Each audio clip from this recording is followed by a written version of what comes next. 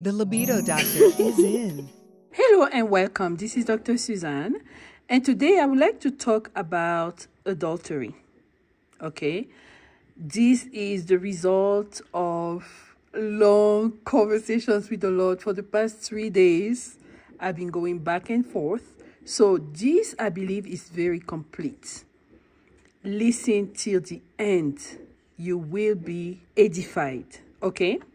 So first, we're going to talk about the scriptures that discuss adultery in the Bible. Then we're going to talk about the definition of adultery, the different types, 4 types according to the Lord, and then what happens when you are in a marriage divorce situation. Okay, first of all, the scriptures. The first one is Exodus 20:14. Moses had deep conversations with the Lord and came down with 10 commandments. One of them is, you shall not commit adultery. I actually paused and asked the Lord, does this mean spiritual adultery, like we're not supposed to worship other gods? He said, no. That's being addressed in the earlier commandments. You shall not have any other god. Adultery involves person to person, okay? Not spirit to person. The second passage is Matthew 5:27-28, where Jesus tells us that a man that has lustful thoughts towards a woman has already committed adultery with her. And then in Luke 16:18, it tells us that marrying a divorced person is committing adultery. So in this passage, we clearly understand that there are kind of 3 types. Let's find out, guys. So first of all, what is the definition of adultery? Is involving your soul with someone else when you are engaged with another person. It always involves male and female. It can involve individuals who are married or single. It always involves adults who have the capacity to make their own decisions. All right. So let's go into the 4 types. According to the Lord, there are 4 types, so pay attention. Number 1, and the most common, is married couples. One partner gets involved with a third party. And that person who gets involved with the third party could be a wife or a husband. Both can commit adultery. And at the end, I will tell you what happens when a married woman commits adultery. It's not good. Second type, pay attention. This involves single people. This is the one that is not written in the Bible, and I was very surprised. This involves single people talking to each other. So a man made clear intent towards a woman. He's courting her. They have an agreement of no sexual intercourse or whatever they decide to have. And then he makes the promise to marry her. Then the same man finds another girl. He's attracted to her. And because he feels that he has not married that other lady yet, he can play with her sexually. This is adultery. And it's the same way a girl who is, in courtship, she sees her ex-boyfriend, something happens, she is committing adultery. Can you believe this? Oh my goodness. The third type involves both single and married, both men and women. You love someone, you don't tell them, but you lust after them, is committing adultery. And this is valid for a man lusting after a woman, or a woman lusting after a man. Now, the fourth type is about people who were married and they separated. Okay.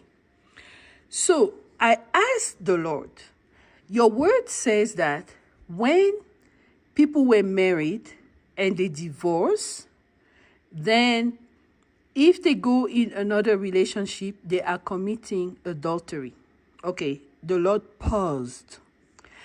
And he said the only valid divorce is a spiritual divorce. Then I asked, what does that mean? Are we married to spirit husbands or spirit wives? No. But every marriage is conducted before a spirit. It's a spirit that seals a marriage. So it depends on the spirit before which your marriage was made. I'm like, what do you mean? We all go to church to bind our marriage. He said, no. That's not how it works. Because if you are, let's say us African descent, we like to have these dowry ceremonies where you bring both families, you bring gifts, animals, and all that. Because every family, especially in Africa, has a root of idolatry. There is almost always a familiar spirit, a family spirit, not a familiar spirit, a family spirit sitting on a throne somewhere that has been reigning on the family for the past 700 years, 400 years, 200 years. Because at some point, our ancestors made some covenants with spirits. So when you go do your dowry ceremony, the dowry ceremony is actually a negotiation between the spirits of the man's family and the woman's family. Because now, this man is going to take this woman into his family. There is a transfer of DNA. There is a transfer of family secrets. There is a transfer of wealth. And most of the time during the dowry ceremony, what the husband's family is negotiating is the blood code of this woman. So they can actually enter her soul and extract the wealth she's coming with in that family. This is a spiritual secret, I'm telling you. When you have gone to the dowry ceremony first, before going to the altar of the Lord at church, your marriage was bound before the family spirit and not before him. Therefore, he does not recognize this marriage, but he will allow you to stay and follow the rules of that family spirit. Sometimes during the dowry ceremony, you are uncles that are wizards and occultists, and they manipulate your marriage. Your marriage is under the control of those people, the gatekeepers of the family rules and the family covenant. Really, that's what it is. And if you want to divorce, you have to go back to the family, talk to those gatekeepers, and they are the ones who decide if there has to be a spiritual disconnection between the two families. And until you have done that, you are still married to a man, even if you divorce him at the legal courts. So to the Lord, even a marriage at the court is not a marriage. The marriage has to be done before a spirit, in front of the spirit, if I can use a different term. I was like, So, all those people who do dowry ceremony first, dowry negotiation, we think is a game, is a culture, is a tradition. It's actually a spiritual bound of the marriage. Actually, after a dowry ceremony, people are married. They don't need to go anywhere else. Because going to church is just for show. God is not putting his seal on your marriage. All right. Because of that, your marriage is not bound by the rules of the Bible. where you will come and say, oh, God says he hates divorce. Your marriage is bound by the rules of the family. Until you do a spiritual divorce, you are not divorced. That's why some women sometimes after divorce, they continue to have severe attacks, and some of them die because there are rules in some families that tell you that even if you are married and you commit adultery, you will die. They will kill you, or they will kill your children. You know, there are crazy rules in different families, and it comes from the family altars and the dowries. It doesn't come from the Lord. Because I asked God, okay, in case people get married at church first, so then you are the spirit binding them. He said, yes. I said, okay, you talk about Genesis 1:27, where you paid people first and all that. Does that matter? He says, no. If you get married to the woman you love, you get married at church first. This is a bind. And God will never allow divorce because that marriage was made at his altar first. So he has given the guarantee, and his book cannot contradict itself. You understand? So I was like, okay, Lord, we have our traditions. We have to pay the dowry. He said, who says that? Go look in the Bible. So I went to the Bible. I said, okay, they used to pay dowry for virgins. He says, yes. I said, okay, can we pay dowry for virgins only? He said, no. But the dowry has to be a gift given to the parents of the woman. Just a gift. No ceremony, no bringing animals and all that. I said, okay, what kind of gift? He said, money. If you have money, you pack your gift nicely, you give it to the parents of the girl.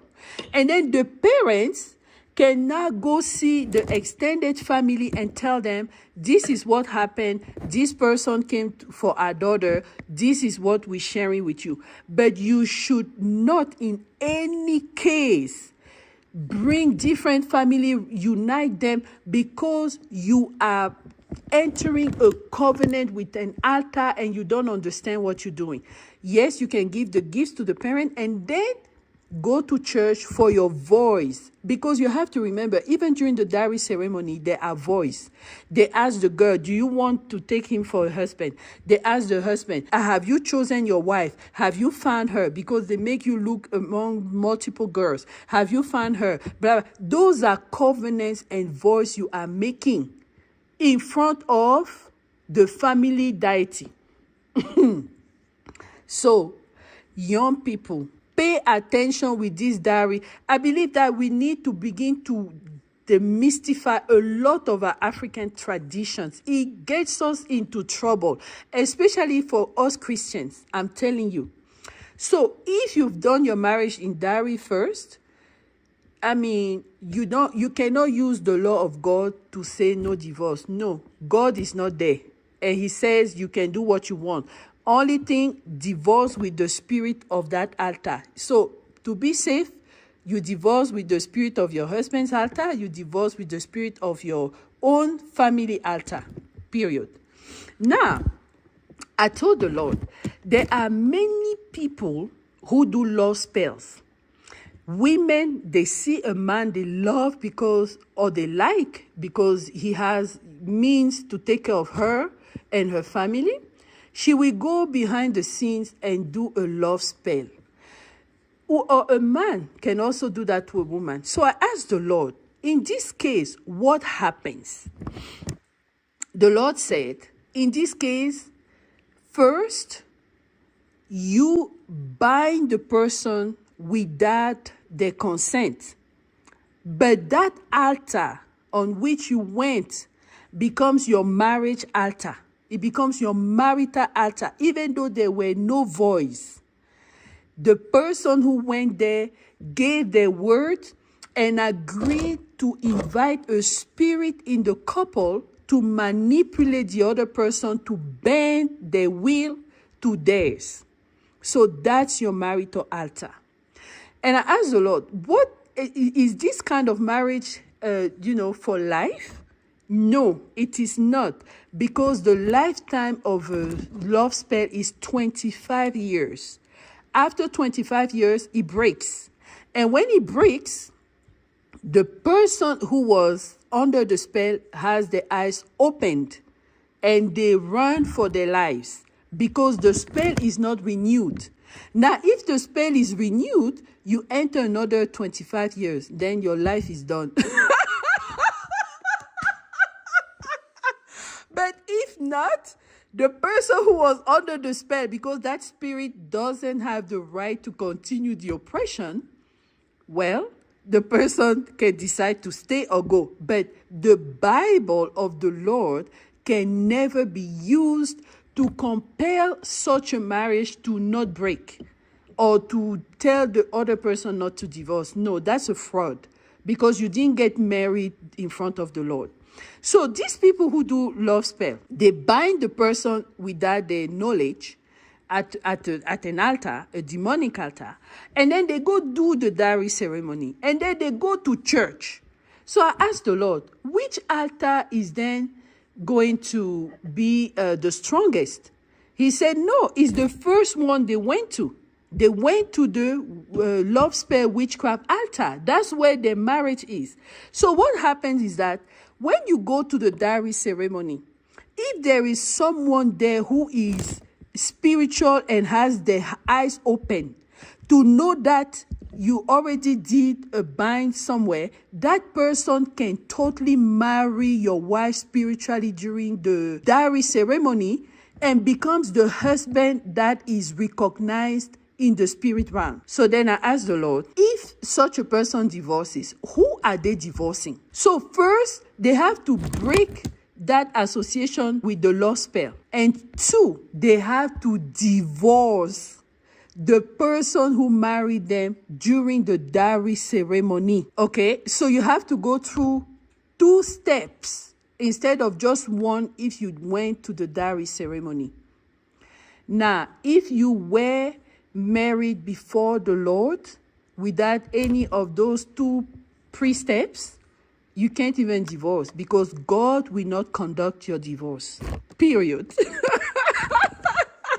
Isn't that amazing to see what goes on behind the scene? This is unbelievable. So, when you see people in church, they used to be out there playing games. And then with time, they go to church and they begin to hold the Bible and just swear by it. Go back to the foundation, because the foundation of a marriage is how it started. How did this start? That's the foundation. If the foundation is destroyed, there is nothing else that can be done. If the Lord does not build your house, you're building on sand. After decades of investment, this marriage will crumble. So go back and pay attention. Did we give our marriage to the Lord first? Or did we go to the family altar? Or did one person go to a love spell altar, witchcraft? Pay attention. Spirituality does not lie. I'm telling you, don't see the spirits, but they are actually the ones controlling what happens in the physical realm. Now, what happens to a woman who commits adultery when she's already married? Okay, when you get married to a man, you have to understand that your capacity to receive whatever is different from one woman to the other. Like, 2 women can never carry the same personal gifts for a man. Different women carry different gifts spiritually in their womb for the same man. Now, when you get married to a man, you carry certain seeds for him. If you commit adultery, what happens is that God will cancel those seeds. You will no longer be able to help your husband in specific areas of life because those seeds will be cancelled. That's what you lose as a woman who commits adultery. Your husband will get into trouble, especially if the seeds you were given are high caliber seeds. Now, the other thing the Lord said, not all women carry seeds for men. Some women don't even have the capacity to carry seeds. Some women don't have the capability to keep those seeds. Some women don't even understand that they are having seeds. In order for a woman to carry seeds for a man, she has to perceive through spiritual discernment, looking into the soul of the man, who he really is. And with interactions with the Lord, God will begin to make those things available to her. Okay? So it's a little bit, technical, but a woman who commits adultery, who had chairs for her husband, like seats of power, she will lose them. He will never realize them. And that's your spiritual punishment from the Lord. Okay? Wonderful. What happens to a man who commits adultery? Nothing. In fact, when he goes with another woman, he can actually gain blessings from that woman, depending on how they interact. So yeah, I know. I know when you're a woman, I'm telling you, your womb is connected to one man. Stay with him, okay? Just stay with him, because if you are committed to him, God will begin to bless him through you and bless you through him. It's an exchange. And God will just do it with time as he sees how you are. And then God doesn't trust everyone. You have to know that. That's just the truth. All right. Well, I talked a lot, but I think it was very interesting. I love you guys. Bye.